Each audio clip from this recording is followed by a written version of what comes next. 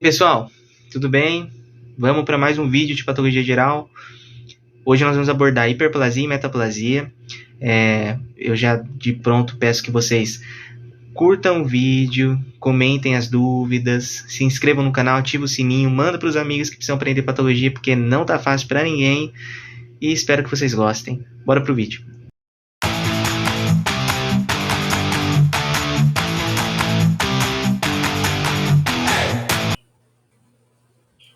Oi pessoal, vamos continuar o vídeo sobre adaptações celulares. Para quem não viu o último vídeo, o vídeo de atrofia e hipertrofia, precisa assistir porque lá eu faço uma introdução sobre estímulo nocivo. E essa introdução é essencial para que vocês entendam esse assunto de agora. Pois bem, continuando de onde nós paramos, vamos falar de hiperplasia. O que é a hiperplasia? Hiperplasia é um aumento no número de células, resultando em aumento do órgão, induzida por fatores semelhantes aos que induzem a hipertrofia em células com capacidade de replicação. Para que eu trago esses conceitos? Para que fique claro o que é para vocês, além das minhas explicações verbais. O que é a hiperplasia, então? É o aumento no número de células, várias células se replicando. Só que se eu parar para pensar, se existe o mesmo tipo de fator que induz a atrofia relacionada à hipertrofia, relacionada à hiperplasia, consequentemente, em muitas situações eu vou ter as duas coisas acontecendo ao mesmo tempo. Células aumentando de tamanho para cumprir uma função maior e aumentando de quantidade também. Porque se eu aumento de tamanho e de quantidade, a capacidade de cumprir com uma função, com uma demanda que pode estar aumentada, é muito maior. Então, para quem não viu o vídeo, novamente, volta lá na hipertrofia, aprende a hipertrofia para você chegar aqui na hiperplasia. Porque uma é prima da outra, são muito importantes e são conceitos que caminham juntos. Mas para a gente entender o porquê às vezes acontece só hipertrofia e não acontece hiperplasia, a gente precisa voltar num conceito lá da citologia. Vamos relembrar? Esse conceito da citologia é o conceito de classificação celular com base na sua capacidade replicativa. Com base na capacidade replicativa, nós dividimos os tipos celulares em células lábeis. O que são células lábeis? São células que estão em constante renovação, constante replicação. São células que têm um tempo de vida curto, como as epiteliais de revestimento, a pele, as que revestem o trato gastrointestinal, as células do sangue, né, células hematológicas do sistema imunológico, são células que estão em constante replicação. Então, portanto, elas têm uma capacidade de se replicar muito grande. Células estáveis. O que são células estáveis? São aquelas que ficam paradinhas no canto delas, não se replicam, a menos que exista um estímulo que faça com que elas se repliquem. Se existe um estímulo frente a uma necessidade de replicação, ou seja, o organismo olha para a célula e fala, ó, agora é hora de replicar, porque estou precisando de que você aumente sua função. Nesse tipo de situação, ela vai se replicar. Então, são células estáveis. Elas não estão se replicando o tempo todo, mas ainda assim possuem capacidade de replicação, como os hepatócitos e as células epiteliais que fazem os túbulos renais. E existem ainda células permanentes. Essas não se replicam, como os neurônios e os cardiomiócitos. Essas não se replicam, se sofrer dano, vão lidar com dano sem se replicar.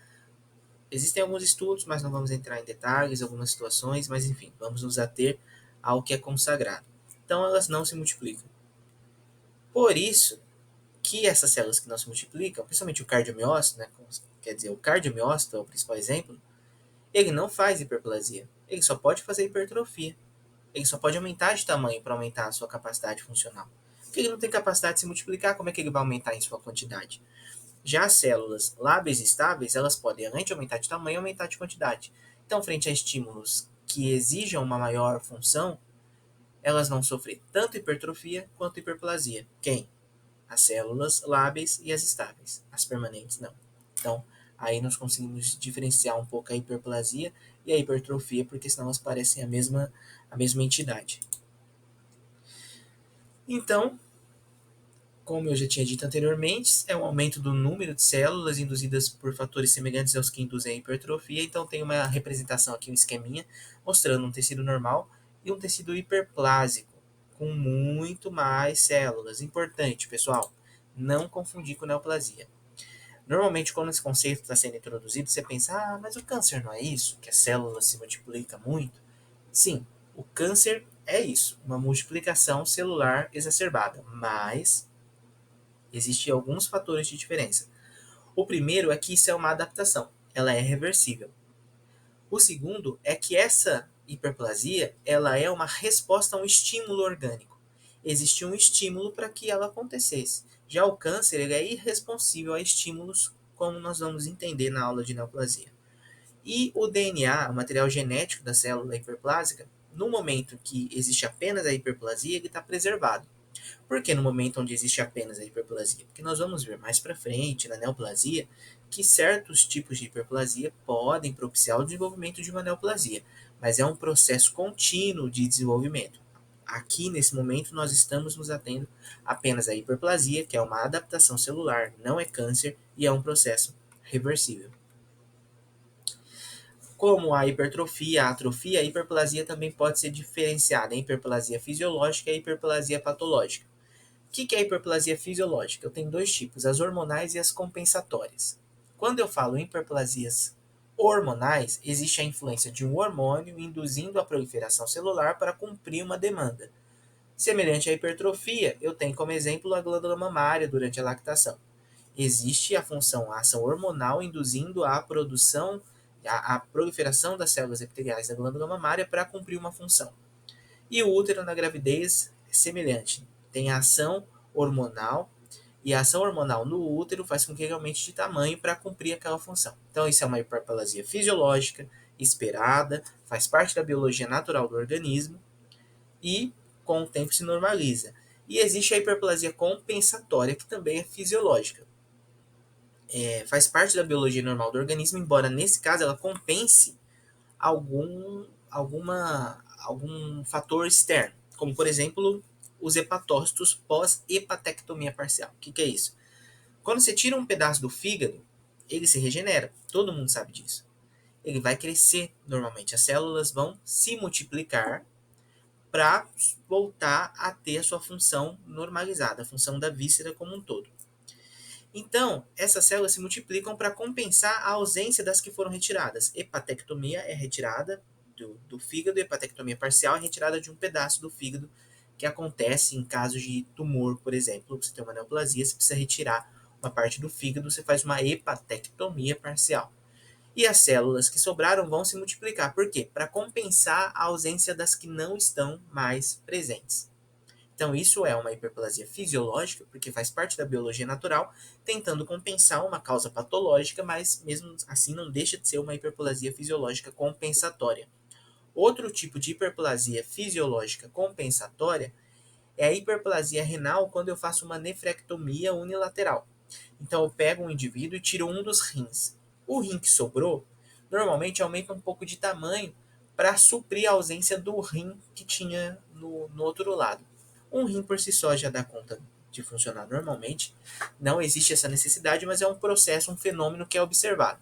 Se você retira um rim de um indivíduo e você vai observar o outro, normalmente ele tem um aumento de tamanho. Então é uma hiperplasia compensatória. O aumento de tamanho se dá pelo aumento da quantidade de células, porque é uma hiperplasia, possivelmente relacionada a uma hipertrofia também, mas esse aumento é para compensar a ausência das que foram retiradas.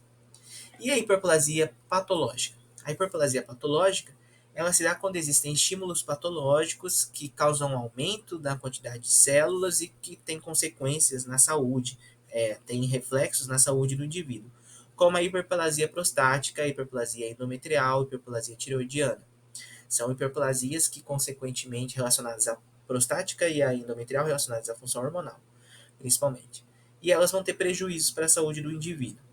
Então, existe um aumento do tamanho da víscera por um descontrole hormonal, pela idade, no caso da hiperplasia prostática principalmente, que é muito comum na senilidade, e ela tem consequências, né? Ela bloqueia o fluxo, muitas vezes dificulta o fluxo da urina, ela dificulta a passagem da urina e reverbera na saúde do indivíduo, e em alguns casos, não existe ainda um conhecimento, principalmente quando estou falando de cães, tá? Que a hiperplasia seja um passo para a neoplasia, mas existe toda essa consideração a ser feita sobre esses tipos de hiperplasia. E existe também a hiperplasia inflamatória, quando eu tenho um aumento da quantidade de células por conta de uma inflamação que está aumentando a quantidade de células naquele local, então eu tenho um aumento do volume do local. Isso nós vamos ver com mais detalhes na aula sobre inflamações. E também infecções virais podem levar a hiperplasias, como é o caso do papiloma, que leva a uma hiperplasia das células da epiderme, uma hipermultiplicação da epiderme, relacionada como resposta, né, essa hiperproliferação como resposta à infecção viral. O que estimula esse crescimento, essa hiperproliferação de células? Fatores de crescimento e células-tronco teciduais. São justamente os fatores de crescimento atuando junto com a estimulação das células-tronco teciduais que levam ao aumento na quantidade de células do tecido frente a esses estímulos que eu já citei. Existem diversos fatores, não vou entrar em detalhes aqui, mas se alguém tiver alguma dúvida e queira saber mais do assunto, mais para frente eu posso fazer um vídeo só sobre fatores de crescimento, mas existe uma aula de reparo e regeneração que fala muito sobre isso e talvez nós consigamos abordar de uma forma melhor. Aqui nós estamos vendo uma imagem clássica, eu gosto muito de mitologia, eu gosto muito quando é possível trazer esses conceitos mais antigos para as apresentações. E aqui nós temos um conhecimento clássico sobre a regeneração hepática, já descrito na mitologia grega. Para quem não conhece, essa imagem representa Prometeu e a águia ia todo dia comer o fígado de Prometeu e de noite o fígado voltava a crescer. Como que se deu essa história aí? Bom, segundo a mitologia, Prometeu roubou o fogo dos deuses, o fogo até então era um conhecimento exclusivo dos deuses, e deu esse conhecimento para os seres humanos.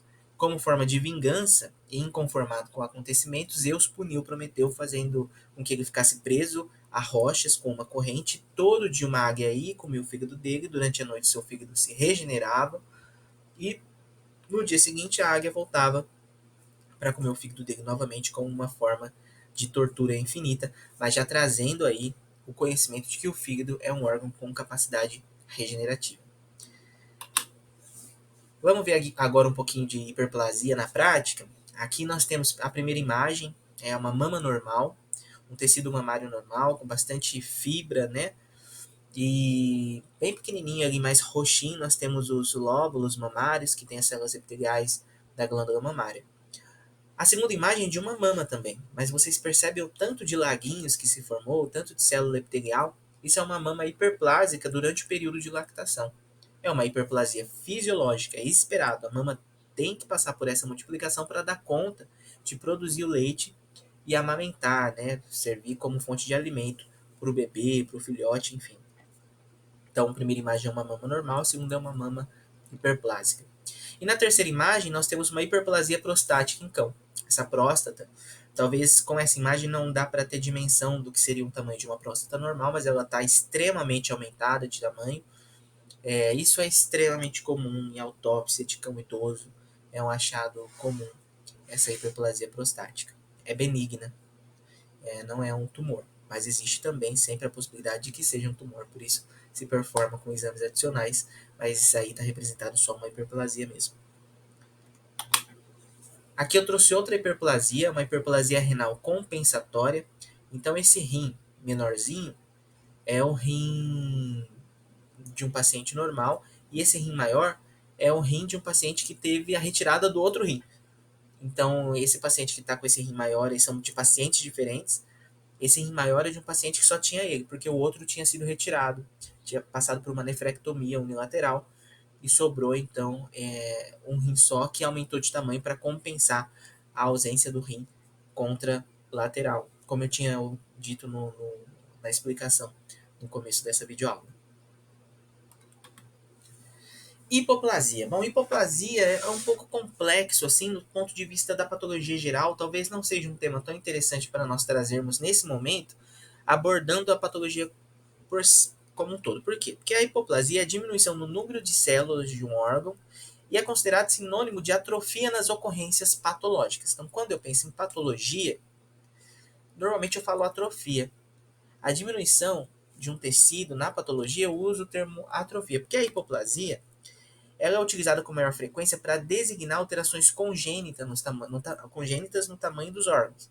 Então, por exemplo, aqui eu tenho nessa imagem uma hipoplasia pulmonar. Se vocês jogarem o coração no meio aqui e os pulmões bem pequenininhos no lado, isso é uma hipoplasia pulmonar, é um defeito congênito de nascença, ou seja, né, congênito, ou seja, nasceu assim, e normalmente não se utiliza a hipoplasia na didática corrente da patologia geral. Então, por isso, nós não vamos nos ater muito ao tema, mas eu só citei para que vocês saibam que existe hipoplasia, a diminuição no número de células, mas quando eu falo de uma diminuição de um órgão por conta de uma déficit nutricional, de uma diminuição do suprimento sanguíneo, normalmente eu falo atrofia, eu deixo a hipoplasia guardada para essas lesões que são congênitas. Continuando nas adaptações, nós vamos para a metaplasia. Metaplasia é uma adaptação muito interessante porque ela é uma mudança reversível de um tipo celular diferenciado para outro. A célula simplesmente muda. Ela é a mais diferente de todas as adaptações porque o tipo celular vai mudar. Um tipo maduro vai mudar para outro. Com frequência, acomete células epiteliais, mas pode acontecer nas células mesenquimais. E é um processo causado pela presença de um estímulo nocivo que persiste, que fica lá cronicamente, causando lesão naquela célula, causando desconforto naquela célula, até que acontece uma reprogramação das células tronco teciduais. Por que é importante falar isso? Porque não é que a célula está lá e de repente ela se transforma. Ela evolui, né? Igual o Pokémon. Ela digievolui igual o Digimon. Não. Vira Super Saiyajin, não. A célula tronco que dá origem àquela célula passa por uma reprogramação. E ao invés de dar origem para aquela célula, que é a célula normal, ela passa a dar origem a um outro tipo celular, que é mais resistente ao estímulo nocivo que a célula está enfrentando. Então é uma adaptação. Ela falou: peraí, já que a célula que eu estou produzindo, na qual eu estou me transformando, não está sendo suficiente, eu vou me transformar em outra mais robusta, mais forte. Assim o estímulo nocivo vai bater em mim e não vai causar efeito. Tudo parece ótimo, né? Mas não é bem assim. A gente vai entender um pouquinho mais para frente o porquê.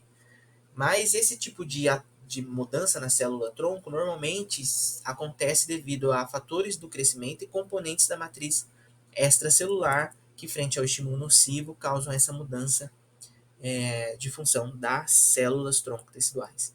Isso é muito mais comum nas células epiteliais, mais visível, porque as células epiteliais estão em replicação mais rápida, principalmente as de revestimento, como os exemplos que nós vamos usar nessa aula. Então aqui tem um esqueminha mostrando, eu tenho uma célula do epitélio respiratório, cilíndrica, pseudo-estratificada, com cílios, e de repente, frente a um estímulo nocivo, ela muda para uma célula estratificada pavimentosa, queratinizada. O que é isso? É uma mudança para se tornar mais robusta frente ao estresse crônico. Essa célula estava sendo agredida, ela mudou, se tornou mais robusta, mais forte para resistir ao estresse crônico. Tudo perfeito. Seria ótimo se não tivesse um único problema. Eu tenho mais resistência, menos funcionalidade e o pior de todos os problemas, o risco de progressão para uma neoplasia. Não vou me ater aqui em neoplasias, mas eu quero que vocês saibam nesse momento que existe o risco de progressão, para algumas situações muito específicas e muito bem conhecidas. Nós vamos estudar isso com mais detalhes na aula de neoplasia. Mas o que eu quero dizer com mais resistência e menos funcionalidade? Estou falando do epitélio respiratório. Tem até uma aula aqui sobre pneumonias e eu falo um pouco do epitélio respiratório, talvez vocês tenham interesse em visitar. Estou falando do epitélio respiratório. Esse epitélio respiratório que tem esse formato é um epitélio pseudoestratificado, cilíndrico, ciliado, com células caliciformes, lembrando da histologia. Ele tem um motivo para ser assim. Os cílios, as células caliciformes, existe um mecanismo chamado de proteção, mecanismo de proteção mucociliar. Os cílios ficam meio que varrendo os patógenos, fazendo uma limpeza dos patógenos que nós inspiramos, e as células caliciformes ficam produzindo muco para, junto com os cílios, e empurrando esses patógenos para fora, sentido contrário ao sentido do pulmão, para proteger o ambiente pulmonar.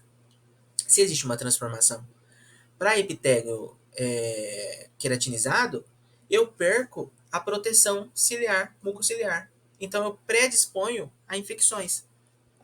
Além de estar mais predisposto a infecções, esse tipo de transformação predispõe a uma progressão para um SEC, que é um carcinoma espinocelular, que nós vamos entender um pouquinho melhor na aula de neoplasias, mas é um câncer.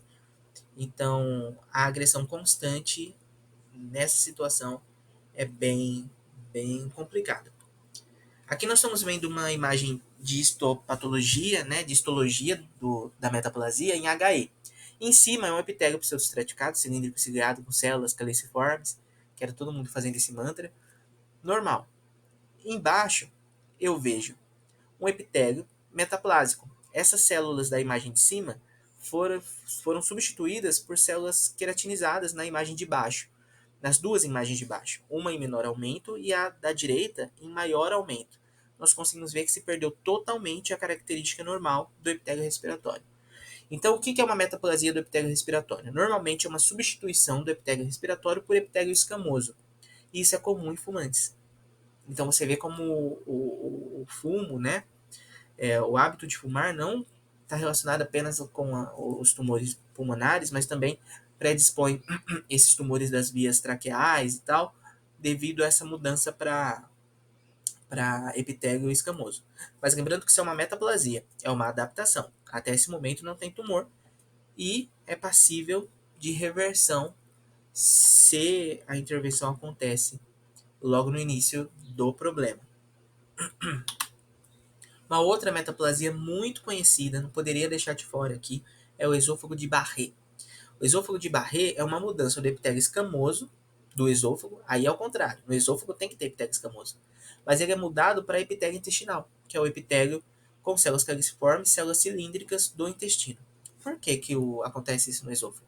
A gente viu que na traqueia ela estava lá recebendo a fumaça lá, todos os componentes tóxicos do cigarro, e falou, bom, vou ficar mais fortona aqui, mais firme, para esses componentes não me machucarem tanto. No esôfago é semelhante. O esôfago tem seu epitélio escamoso, né? E ele, de repente, muda para epitélio intestinal porque ele está recebendo constantemente ácidos gástricos. Por que o epitélio do esôfago está recebendo ácido gástrico se é para ficar no estômago? Por conta de uma doença muito conhecida, que muitas pessoas devem ter, muitas pessoas conhecem quem tem, que é o refluxo. O refluxo nada mais é do que o retorno desses ácidos gástricos para o esôfago constantemente e gravemente. Isso vai levando à mudança do epitélio esofágico por um epitélio intestinal. Por que ele muda para o epitélio intestinal? Porque se você parar para pensar, esse tipo de epitélio intestinal está ótimo para receber ácido gástrico. Ele é preparado para isso. O intestino está preparado para receber esse tipo de conteúdo. Então, por isso que o corpo entende, né, as células tronco ali mediadas, estimuladas pelos fatores do interstício ali, entende que tem que mudar para célula intestinal, epitélio intestinal, para se proteger das constantes agressões sofridas pelos ácidos gástricos. Qual que é o problema? Novamente, o esôfago precisa ter esse epitélio mais resistente, porque é um contato com alimentos, contato com substâncias potencialmente contaminadas, com variações de temperatura, precisa estar protegido. Esse tipo de proteção o epitélio intestinal não confere. E além disso, o epitélio intestinal, ele, nessa forma, surgindo no esôfago, predispõe a um desenvolvimento também de cânceres, adenocarcinomas, enfim, tumores esofágicos relacionados ao esôfago de Barré. Pacientes que têm esôfago de Barré são acompanhados pelo risco do desenvolvimento de tumores, né, cânceres no esôfago. Vamos relembrar um pouquinho do que foi falado das adaptações no todo? Então, a célula, frente a um estímulo nocivo, quando é possível, ela se adapta. Então, quando é possível se adaptar, se adapte. Mude sua forma e continue cumprindo sua função. Então, ela pode aumentar de tamanho, sofrer hipertrofia. Ela pode diminuir de tamanho, sofrer atrofia. Ela pode se multiplicar, sofrer hiperplasia.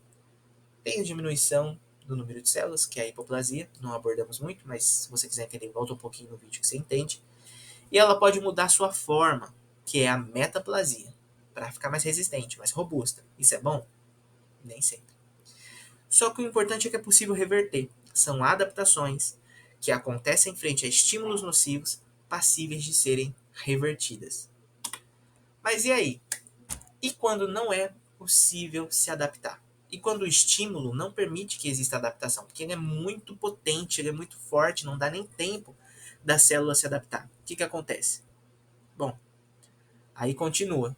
Convido você a assistir os próximos vídeos do canal.